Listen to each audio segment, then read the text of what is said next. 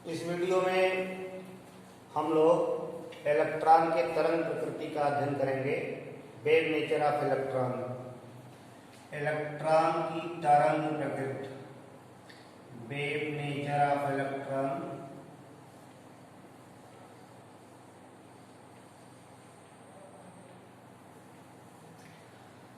सन 1924 में फ्रेंच वैज्ञानिक de Broglie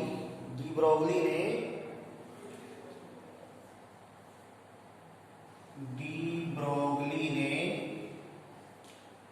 electron जैसे सूक्ष्म कणों में तरंग के गुण पाए जाने का विचार व्यक्त किया कि इलेक्ट्रॉन तरंग के गुण प्रदर्शित करता है। प्रारंभिक परमाणु मॉडलों में अथवा कैथोड किरणों की खोज में इलेक्ट्रॉन को कण माना गया।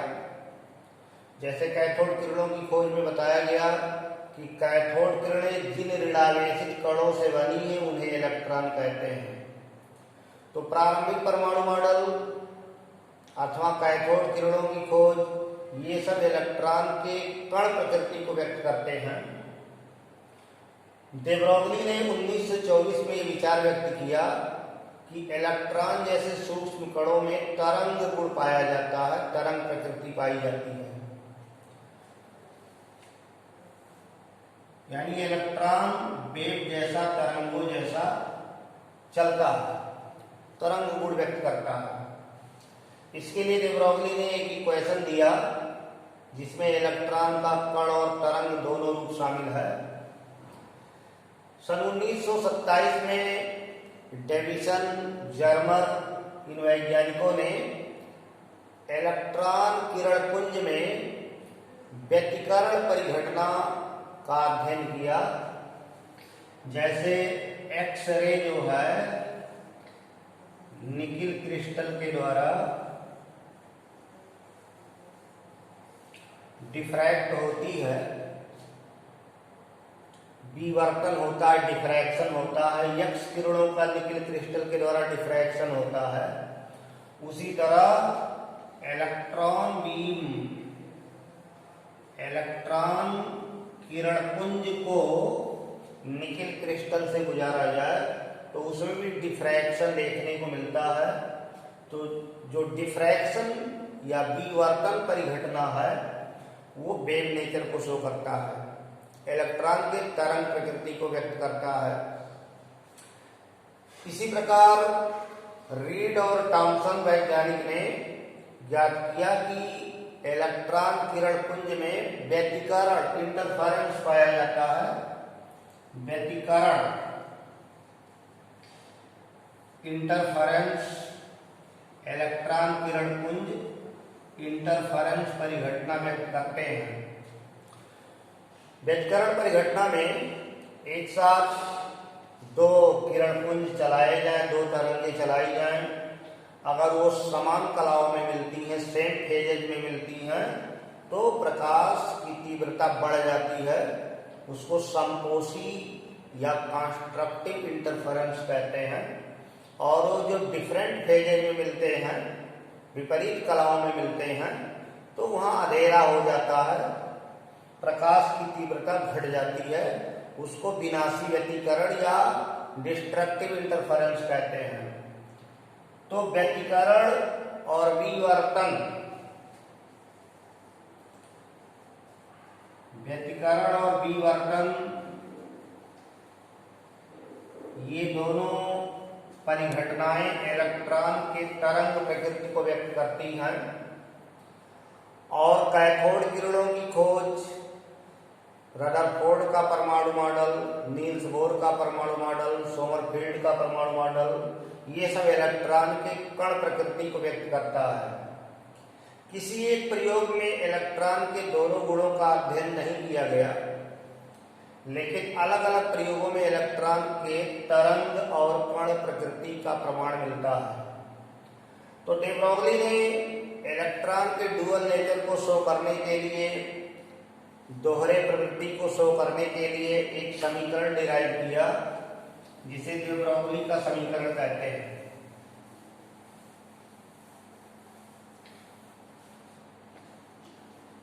यदि यम द्रव्यमान का, यम मास का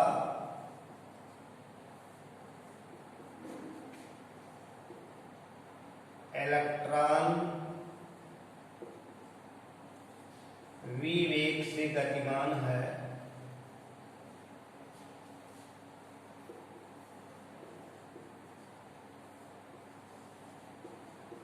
तो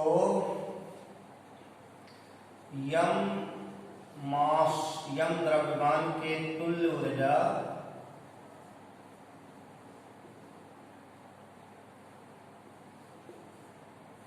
यम द्रव्यमान की इक्विवेलेंट एनर्जी E बराबर mc²। आइंस्टीन समीकरण से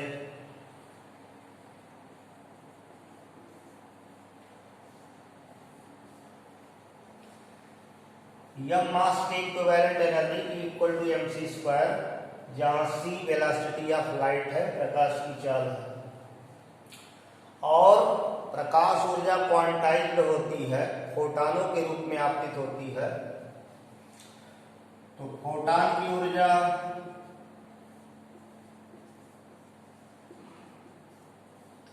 energy of photon equal to h nu या E इक्वल टू hc/λ। अब इलेक्ट्रॉन में पार्टिकल और वेव दोनों नेचर आता है, इसलिए दोनों ऊर्जाएं बराबर होंगी। इलेक्ट्रॉन के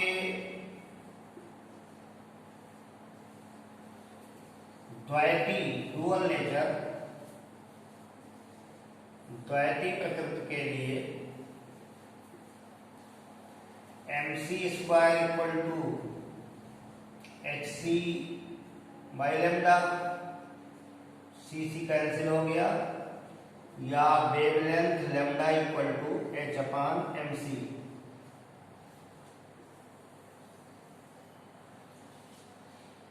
इस समीकरण में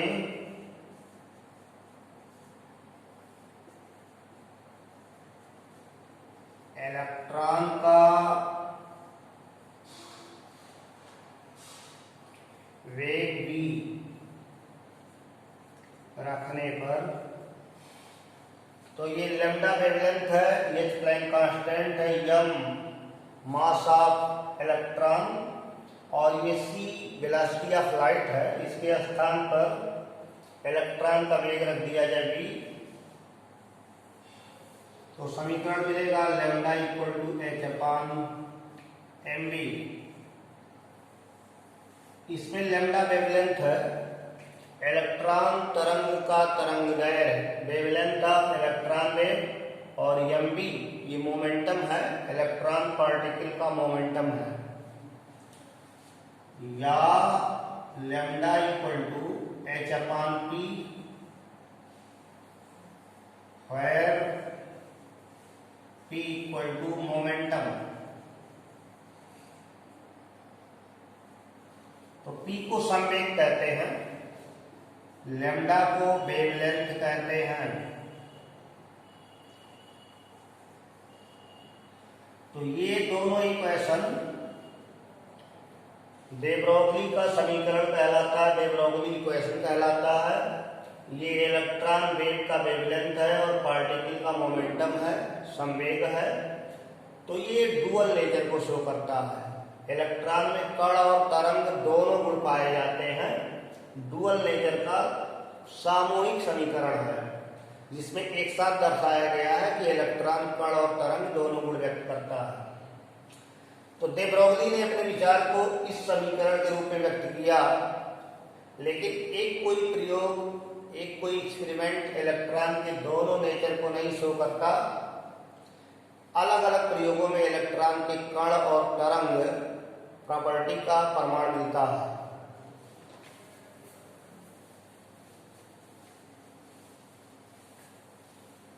इलेक्ट्रॉन में वेव नेचर पाया जाता है, इसलिए इलेक्ट्रॉन वेव इक्वेशन का पालन करेगा। तो वेव इक्वेशन तरंग समीकरण है psi equal to a sin 2πx बटे लैम्डा। साई को वेग फंक्शन कहते हैं, तरंग फलन कहते हैं। जैसे वेव ऐसे चल रही है, ये जो मैक्सिमम डिस्प्लेसमेंट है, विस्थापन है, ये साई है, ये पॉजिटिव डायरेक्शन में और ये निगेटिव डायरेक्शन में। वेव फंक्शन पॉजिटिव वे में और ये निगेटिव।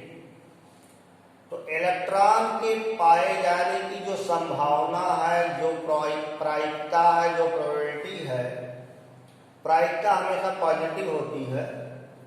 इसलिए प्रायिकता को व्यक्त करने के लिए साई का स्क्वायर कर दिया गया है। प्लस साई का स्क्वायर करेंगे तो भी प्लस होगा, माइनस साई का स्क्वायर करेंगे तो भी प्लस होगा। तो साई स्क्वायर को प्रोबेबिलिटी कहते हैं, प्रायिकता कहते हैं। आधुनिक विचारधारा के अनुसार नाभिक के चारों ओर इलेक्ट्रॉन परिक्रमा कर रहे हैं और वो विभिन्न त्रिविमीय क्षेत्रों में वितरित हैं। तो 3 dimensional space around nucleus where the probability of finding electron is maximum is called as orbital। नाभिक के चारों ओर का वह त्रिविमीय क्षेत्र जहां इलेक्ट्रॉन के पाए जाने की संभावना सर्वाधिक होती है, उसे ऑर्बिटल कहते हैं। तो ये वेव इक्वेशन है। श्रोडिंगर वैज्ञानिक ने इस वेव इक्वेशन का डबल डिफरेंशिएशन इक्वेशन बनाया। वो इक्वेशन इस तरह से है। इसका अवकलन करेंगे तो डी साई बटे d x equal to a cos 2 pi x बटे लैम्डा 2 पाई बटे लैम्डा। और डबल डिफरेंशिएट करेंगे, पुनः इसका अवकलन करेंगे तो d2 psi upon dx2 cos का माइनस साइन होगा minus a sine 2 pi x बटे लैम्डा, और ये पुनः हो जाएगा 2 पाई बाई लैम्डा का स्क्वायर।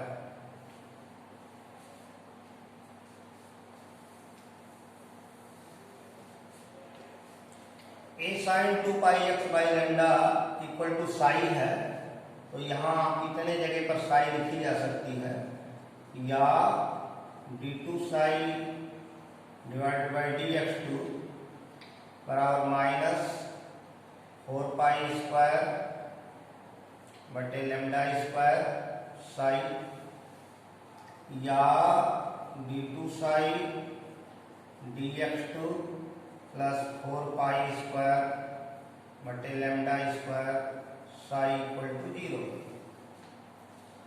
अब इसमें दे ब्रोगली समीकरण रख दिया जाए। दे ब्रोगली समीकरण से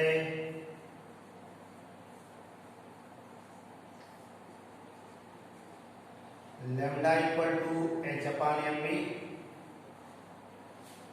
इलेक्ट्रॉन के डुअल नेचर के लिए, द्वैती प्रकृति के लिए।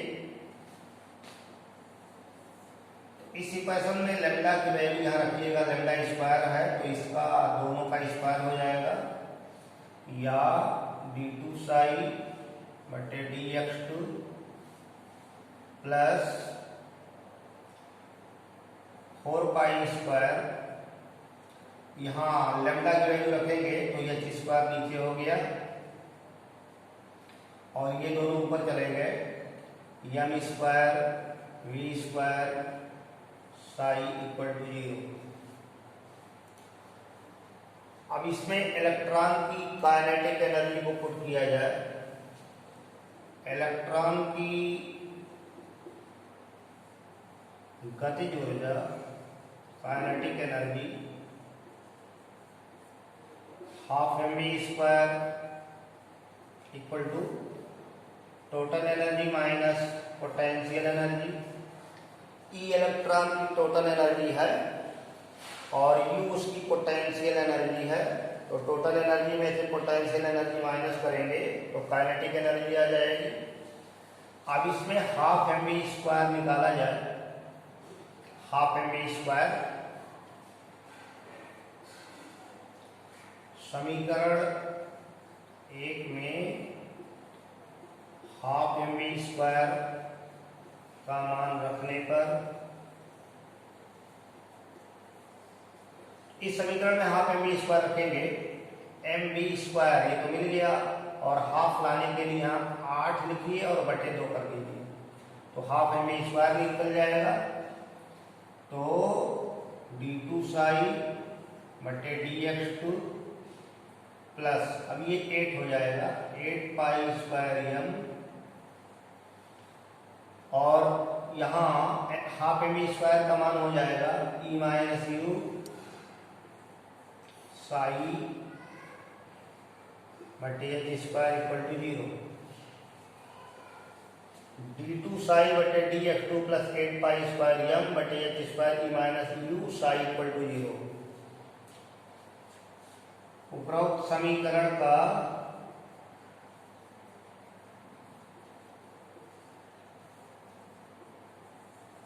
विस्तार करने पर तीनों एक्सिस के सापेक्ष लिखेंगे एक्स वाई जेड, तो श्रोडिंगर वेव इक्वेशन बनता है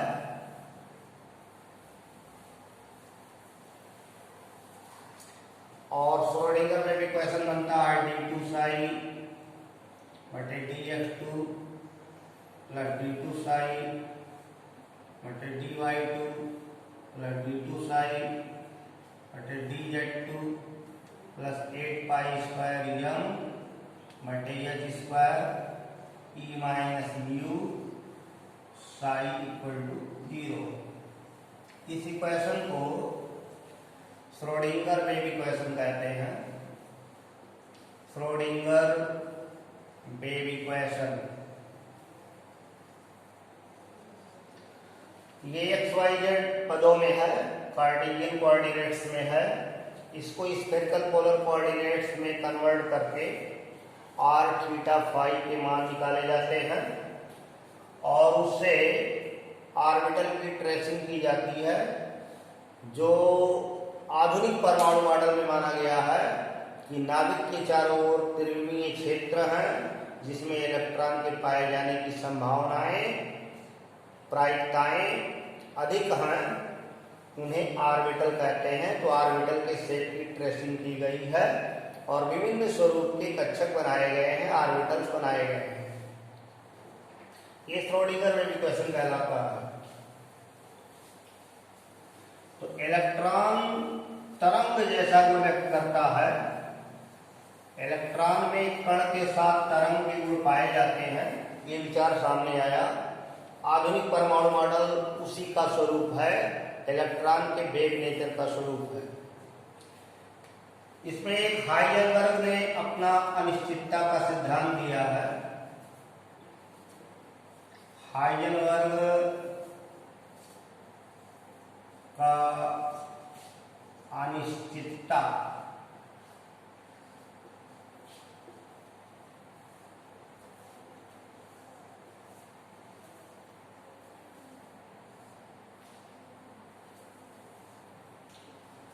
हाइजेनबर्ग्स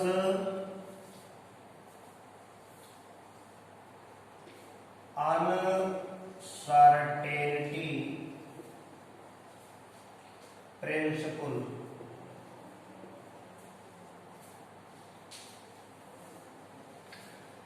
हाइजेनबर्ग का सिद्धांत कहता है कि किसी गतिशील अतिसूक्ष्म कण की स्थिति और संवेग दोनों का एक साथ यथार्थ निर्धारण असंभव है। यानी माइक्रो पार्टिकल लाइक इलेक्ट्रॉन गतिमान है और किसी क्षण हम उसके पोजीशन और मोमेंटम को एक्यूरेट जानना चाहें तो इम्पॉसिबल है, असंभव है। जितना हम उसके पोजीशन को ठीक ठीक जानने का प्रयास करते हैं उतना उसका मोमेंटम अनिश्चित हो जाता है, और जितना मोमेंटम ठीक ठीक जानने का प्रयास करते हैं तो पोजीशन अनिश्चित हो जाता है। तो हाइजेनबर्ग का सिद्धांत बोर के उन तथ्यों का खंडन करता है, बोर के उन पास्टुलेट्स का खंडन करता है जिसमें कहा गया है कि इलेक्ट्रॉन नाभिक के चारों ओर निश्चित दूरी पर निश्चित वेग से गतिमान है, यानी किसी सेल में, किसी कोश में इलेक्ट्रॉन के वेलोसिटी की गणना करने का जो थ्योरेटिकल फार्मूला दिया है, हाइजेनबर्ग का अनसर्टेनिटी प्रिंसिपल उसका खंडन करता है। किसी गतिशील अतिसूक्ष्म कण की स्थिति और संवेग दोनों का एक साथ यथार्थ निर्धारण असंभव है। साइमल्टेनियस, एक साथ, simultaneous exact determination of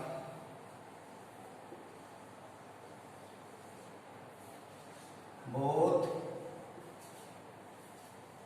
position and momentum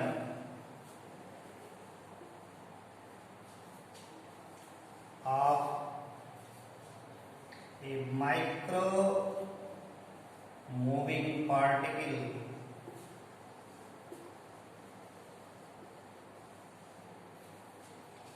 is impossible.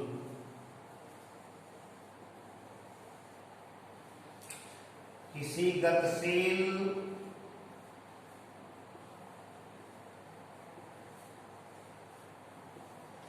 अतिसूक्ष्म कण की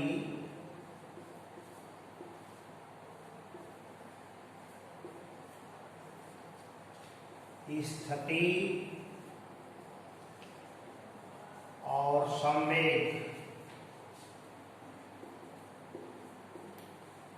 दोनों का एक साथ यथार्थ निर्धारण असंभव है। इस पर हाइजेनबर्ग ने अपना गणितीय कथन दिया है, delta x into delta p greater or equal h upon 4 pi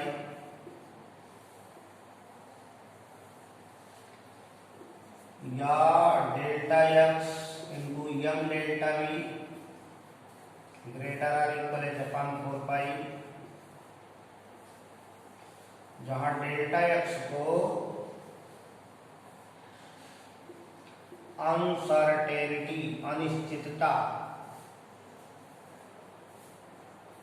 in position और डेल्टा पी को अनसर्टेनिटी